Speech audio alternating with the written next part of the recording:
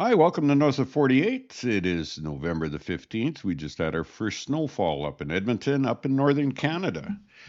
And this past weekend, we just had Remembrance Day in Canada. And cultural appropriation has been on my mind. Everybody from pretending to be indigenous, which we call in Indians, pretendians, and trying to use that to get grants and work from companies because they claim to be indigenous. And down in the States, of course, there was some uh, Caucasian people saying that they were actually black, and big hullabaloo about that. So, what happens when it's reversed? Remembrance Day is very special in Canada. There was a lot of people, Canadians, that were killed during the First and Second World War. And there was a lot of hope that their sacrifice would make this a better world. And now we're getting misappropriation on that. Like I've done toasts to the Queen. I haven't done a toast to the King yet. I haven't been to an event where we did that, but to the Queen I have. And uh, I don't know. You want to call me an old stock Canadian? You know what? I'm a Canadian, no matter what color I am. I am a first generation Canadian too, as well. And I deeply respect this country. I respect countries that respect the right of others as well.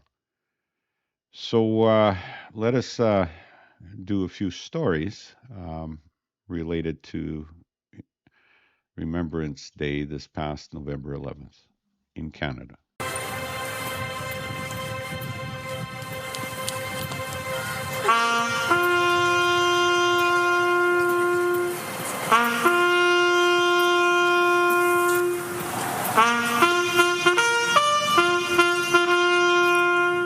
As old as Cenotaph, Remembrance Day brings out history and those who have been a part of it.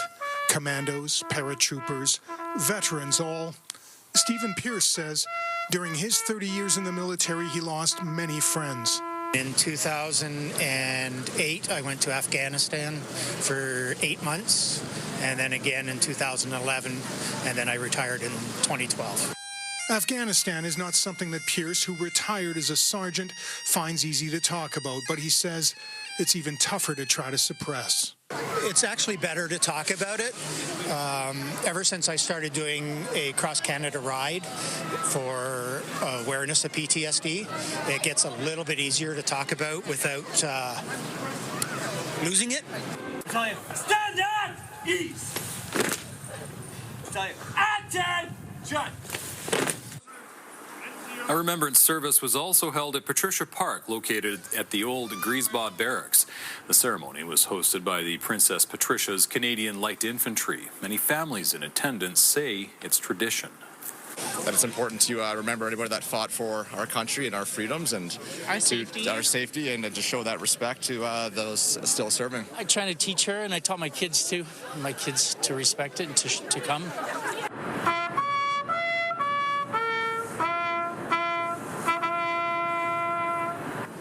The Loyal Edmonton Regiment hosted its Remembrance Day ceremony at City Hall. It was followed by a procession to the City Hall cenotaph where wreaths were laid.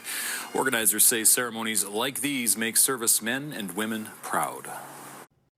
I think we can all agree that war is atrocious, that quite a few people are scarred with PTSD, with memories. And the people who were involved in the war, the citizens and stuff, are also scarred. I get that very much. However, we get stuff like from Sackville Heights Elementary in Middle Sackville, Nova Scotia. It's invited members of the armed forces to attend on last November 11th, and they say, "We recognize and celebrate the diverse makeup of our school community, and in being responsive to our students, we warmly invite any service members who would like to attend. To maintain a welcoming environment for all, we kindly request that service members wear civilian clothing." 100 years from now might be a great thing currently in this environment, I don't think it's a thing. I think a soldier should wear their uniform. Because Canadians, like in Afghanistan and in Kandahar, were peacekeepers. Well, tried to be peacekeepers. This decision did not sit well with many people, and a lot of people said that for the members of the Canadian Armed Forces not to wear their uniforms while observing Remembrance Day, the leaders at this school are disgracing themselves while demeaning the people who protect our country. Again, we're not a war country. We are a peace country, but we have peacekeepers. Other people have said if the people behind this decision had a shred of courage that our veterans have, this cowardly and insulting idea would have been rejected immediately. Saying least we forget is a solemn praise to the fallen, our veterans, and those who continue to serve, that we will pass in respect and gratitude to the next generation. The, they also said the decision makers at Sackville Heights Elementary School have forgotten the sacred obligation. That was in a post from an MP. Retired Major Ken Hines says this newsletter, this message struck a nerve in him. Kind of angry, really, he says, that someone would think it's appropriate to deny veterans, sailors, soldiers, and aviators from wearing the uniform that they have earned. Part of the education system's responsibility is to teach children the history of our country and the importance of service and sacrifice given freely by our citizens in time of conflict. Many were upset about the idea, and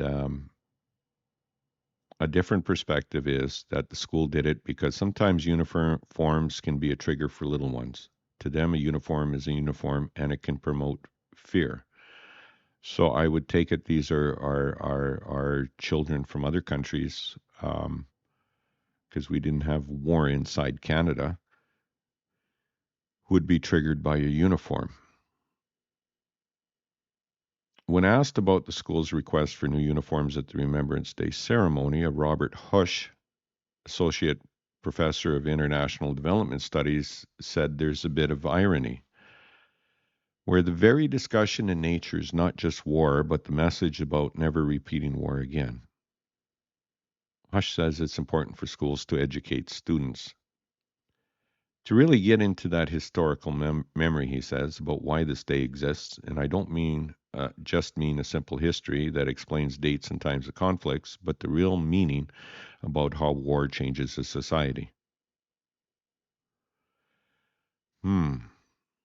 Well, in an email to families prior to Remembrance Day on the Thursday night, the principal of Sackville Heights Elementary apologized for the decision and said the school reconsidered its approach. The request caused harm, and I am deeply sorry for that, said Rachel Webster. She went on to explain the initial decision was made out of concern for the students at the school who come from conflict zones, noting some have expressed discomfort with images of war, which includes those of individuals in military uniforms. The school was trying to ensure everyone taking part in the ceremony could feel comfortable. I want to assure you that we have the utmost respect for what the uniform represents. As such, we have reconsidered our approach for the ceremony.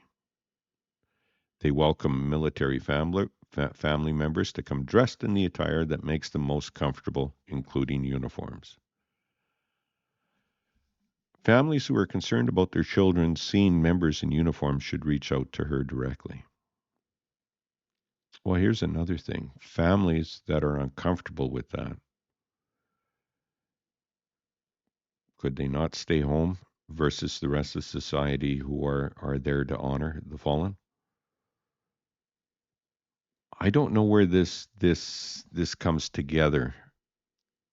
Like sooner or later, hopefully, God willing, we won't have war.